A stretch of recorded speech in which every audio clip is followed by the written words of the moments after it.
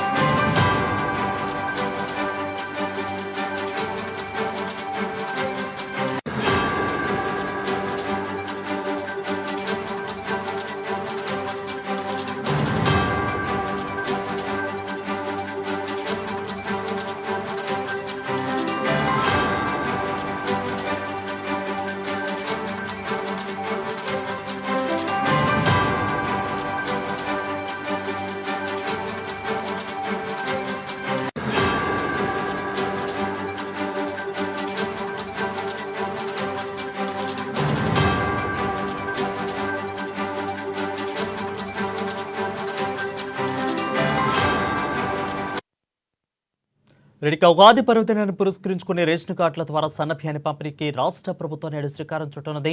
హుజూర్నగర్ వేదికగా ముఖ్యమంత్రి రేవంత్ రెడ్డి కార్యక్రమాన్ని ప్రారంభించనున్నారు. అక్కడ ఏర్పాట్లు ఎలా జరుగుతున్నాయి, ఏ విధంగా జరుగుతున్నాయి మా ప్రతినిధి సైదులు అందిస్తారు. సైదులు చెప్పండి, ఏర్పాట్లు ఏ విధంగా జరుగుతున్నాయి, ఎన్ని గంటలకి యొక్క కార్యక్రమం అనేది మొదలు కాబోతుంది?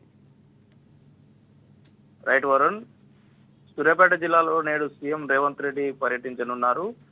సూర్యాపేట జిల్లా హుజూర్నగర్ వేదికగా దేశంలో ఎక్కడ లేని విధంగా ఒక చారిత్రాత్మక ఘట్టానికైతే ఆద్యం పోసే విధంగా కూడా రాష్ట్ర ప్రజలందరికీ ఉగాది పర్వదినం సందర్భంగా సన్నబియ్యం పంపిణీ కార్యక్రమానికి రేవంత్ సర్కారు శ్రీకారం చుట్టిందని చెప్పుకోవచ్చు. అయితే ఇప్పటికే సీఎం ఎవరైతే ఉన్నారో సీఎం రేవంత్ రెడ్డి రాకకు సంబంధించి అయితే ఈ రోజు సాయంత్రం సీఎం రేవంత్ రెడ్డి హుజూర్ నగర్ కు రానున్న నేపథ్యంలో ఇప్పటికే ఎవరైతే మంత్రి ఉత్తమ్ కుమార్ రెడ్డితో పాటు అక్కడ ఉన్నటువంటి జిల్లా కలెక్టర్ తేజస్ నందలాల్తో పాటు అక్కడ ఉన్నటువంటి ఎవరైతే మల్టీ జోన్ ఐజీ సత్యనారాయణ, జిల్లా ఎస్పీ నరసింహ ఎప్పటికప్పుడు పర్యవేక్షిస్తున్నారు. దీనికి సంబంధించి సీఎం రేవంత్ రెడ్డి ఈ రోజు సాయంత్రం 5 గంటలకు బేగంపేట విమానాశ్రయం నుండి బయలుదేరి తనతో పాటు ఉత్తమ్ కుమార్ రెడ్డితో కలిసి బయలుదేరనున్నారు.